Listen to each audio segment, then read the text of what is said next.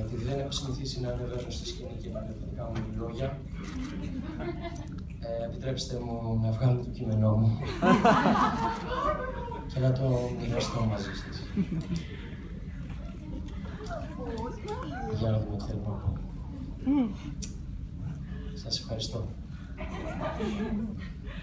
Λοιπόν, ένα βραβείο δεν παίρνει την αξία του μόνο από αυτούς που βραβεύονται, αλλά και από αυτούς που το πλαισιώνουν και το θεσμοθετούν. Οπότε θα ήθελα πρώτα απ' όλα να ευχαριστήσω την Επιτροπή. Είναι άνθρωποι που εκτιμώ, θαυμάζω και μας εμπνέουν με το έργο τους.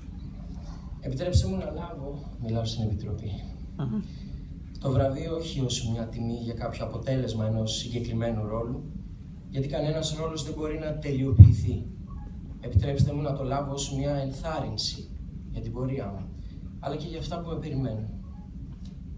Ούτως ή άλλως αυτό το βραβείο δεν είναι κτήμα κανενός. Είναι μια σκητάλη. Από τη στιγμή που δίνεται, ανήκει στον επόμενο. Στους νέους. Σε αυτούς δηλαδή που περιμένουμε να ενισχύσουν την τέχνη του θεάτρου με σθένος, αφοσίωση και απόλυτη ευθύνη. Ύστερα, θα ήθελα να ευχαριστήσω όλους τους συντελεστές και τη δημιουργική ομάδα και των 3 παραγωγών. Χωρίς αυτούς, καμιά σκέψη δεν θα έπαιρνε ζωή. Μοιράζομαι μαζί τους αυτή τη στιγμή. Ευχαριστώ ολόψυχα την οικογένειά μου, που μου στάθηκε ο καθένας με το δικό του ξεχωριστό τρόπο, που μου μάθανε την ευαισθησία για τον κόσμο, τη γενναιοδωρία των συναισθημάτων και την ευγνωμοσύνη για τη ζωή. Ευχαριστώ όλους τους συνεργάτες και φίλους που έχω γνωρίσει.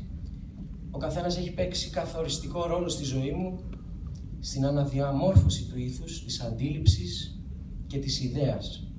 Τους ευχαριστώ για τη συμπαράσταση και τη συμπόρευση σε αυτή την αέναη ανησυχία, σε αυτόν τον πολύτιμο διάλογο για το πώς πρέπει να κάνουμε τέχνη. Δηλαδή, για το πώς να ζει κανείς και πώς να μη ζει. Μια ανάσα. Θα ήθελα να αφιερώσω, επιτρέψτε μου, αυτό το βραβείο σε 2 ανθρώπους που μου άλλαξαν τη ζωή. Ο πρώτος είναι ένας άνθρωπος που αυτή τη στιγμή μας λείπει όλους μας, στο Λευτέρη Βογιατζή. Και τη μέσα